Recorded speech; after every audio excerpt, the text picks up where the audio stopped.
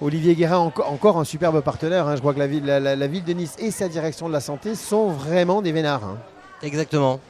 Mais on en a bien conscience, hein. Oui, on va retrouver un autre partenaire qui lui aussi est très présent sur l'ensemble des manifestations qui sont organisées par la direction de la santé de la ville de Nice. C'est Jackie Vollet qui est président de l'AFD06, l'Association française des diabétiques.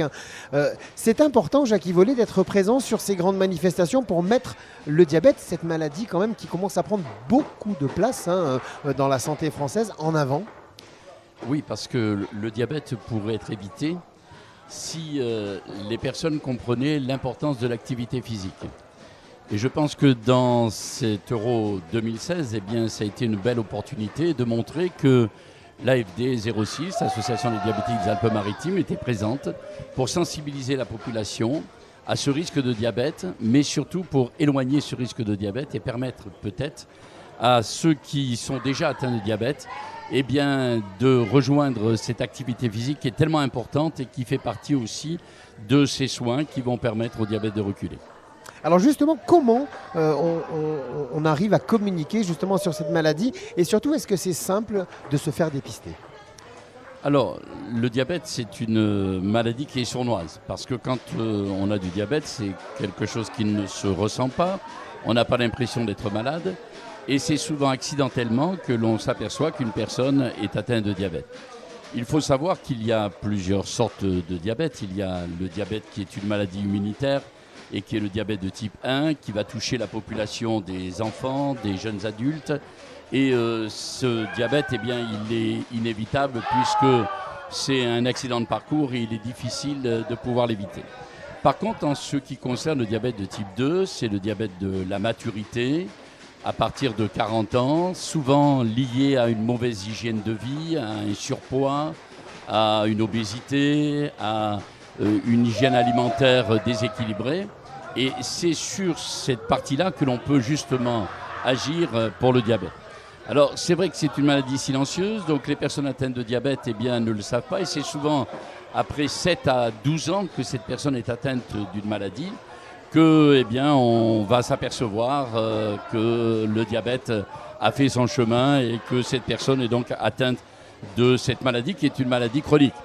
Alors aujourd'hui, du diabète, on n'en meurt pas. C'est une maladie qui se soigne. On peut bien vivre avec le diabète, mais malheureusement, on parlait tout à l'heure du budget de la sécurité sociale.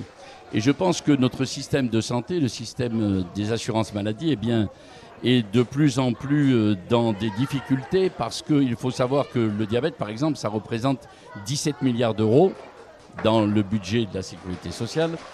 Et de ces 17 milliards d'euros, eh bien, la moitié de ce budget est les dépenses dues aux complications du diabète et qui touchent seulement 10% de la population. Donc ça veut dire que si les personnes sont sensibilisées au diabète, s'ils réalisent l'importance de cette maladie, s'ils réalisent toutes les conséquences que cela peut avoir, hein. Première cause d'amputation après les accidents de la circulation, c'est le diabète. Première cause de cécité avant 60 ans, c'est le diabète. Donc quand, et je vais m'arrêter là pour ne pas avoir brosser un tableau trop noir, oui. Mais néanmoins, lorsque l'on réalise cela, eh bien, on s'aperçoit que lorsque les personnes sont sensibilisées, lorsque les personnes sont responsables, lorsque les personnes eh bien, se prennent en charge et gèrent leur maladie, eh bien, ils peuvent éviter toutes ces conséquences dues au diabète. Donc le rôle de l'AFD 06, le rôle de l'Association française des diabétiques, c'est non seulement de sensibiliser au diabète, mais c'est aussi d'aider les personnes à améliorer leur qualité de vie et justement eh bien, d'avoir de bons réflexes, une bonne attitude, avoir une bonne hygiène de vie, une bonne hygiène alimentaire, d'avoir de l'activité physique afin de pouvoir réguler leur taux de glycémie et permettre ainsi eh bien, éviter toutes ces conséquences qui sont dues au diabète.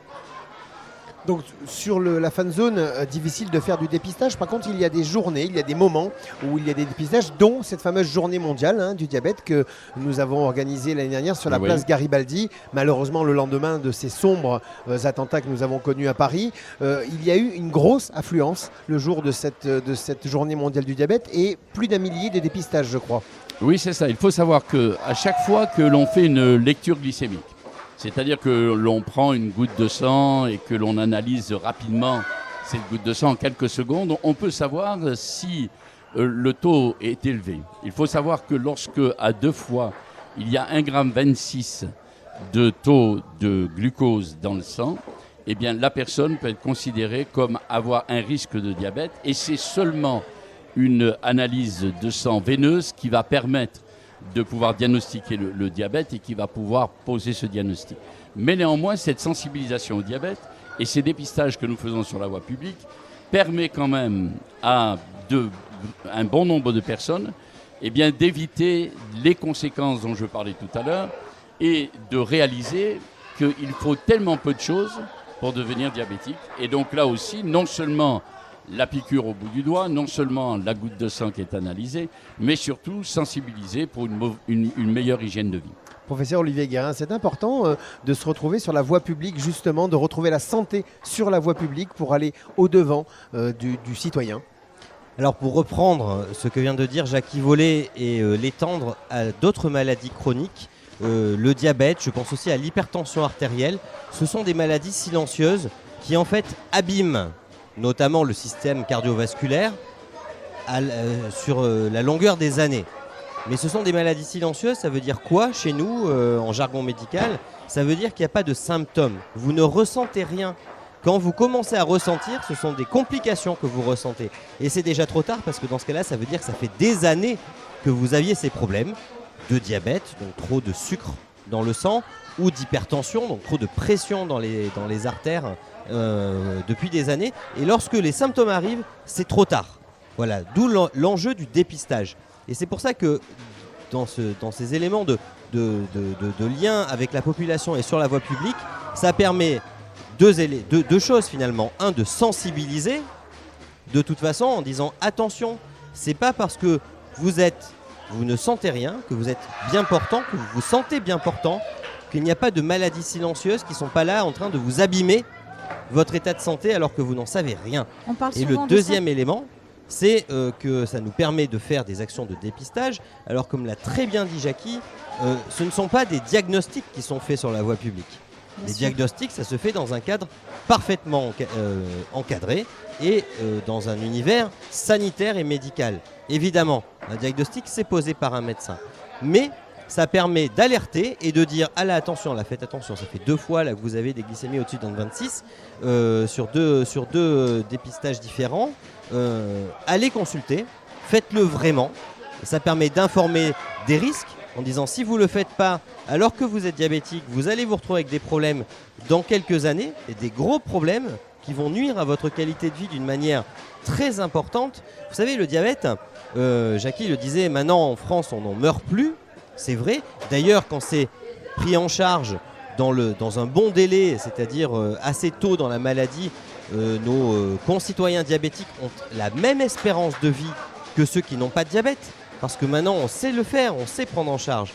Mais il ne faut pas oublier que dans le monde, le diabète, par exemple, alors on parle des risques cardiovasculaires, mais le diabète, c'est la première cause de cécité dans le monde. Ce qui rend aveugle dans le monde, le plus, c'est le diabète. Vous voyez, si on laisse évoluer ces maladies chroniques, c'est pareil pour l'hypertension, c'est pareil pour d'autres maladies chroniques, on a des vraies difficultés. Donc ça, alors Jackie Vollet, justement, les personnes qui passent sur une de vos animations et qui sont dépistées et qui se retrouvent positives, est-ce que vous avez un retour de ces personnes-là? Est-ce qu'elles reviennent vers l'association pour vous dire je suis allé consulter, effectivement je suis diabétique, ou non, je ne suis pas diabétique? Alors en général, lorsque nous rencontrons des personnes, nous leur laissons toujours un document pour qu'ils puissent aller voir leur médecin et leur dire voilà, à tel moment de la journée, tel jour, à telle heure, j'avais un taux de glycémie qui était de telle élévation. Pour permettre au médecin justement de comprendre la raison pour laquelle son patient vient lui parler du diabète tout d'un coup, mais aussi pour permettre à cette personne de pouvoir revenir vers nous ayant nos coordonnées. Et nous, à ce moment-là, si la personne est diabétique, eh bien nous allons pouvoir la suivre, l'aider pour l'amélioration de la qualité de vie, de sa qualité de vie. Et ça, c'est le rôle de notre association auprès de ces patients. Et notre association, c'est une association de patients qui est dirigée par des patients et qui est pour des patients. Donc nous ne sommes pas des professionnels de santé, nous sommes des personnes atteintes de cette pathologie, atteintes du diabète, donc nous connaissons bien. Et entre pairs, il est tellement plus facile d'échanger, de parler de ses expériences, de son ressenti, en sortant même peut-être du contexte médical, en sortant du contexte qui est parfois difficile, ce contexte médical, et qui peut inquiéter. Ça va permettre aux personnes justement de comprendre que, eh bien, elles ne sont pas seules.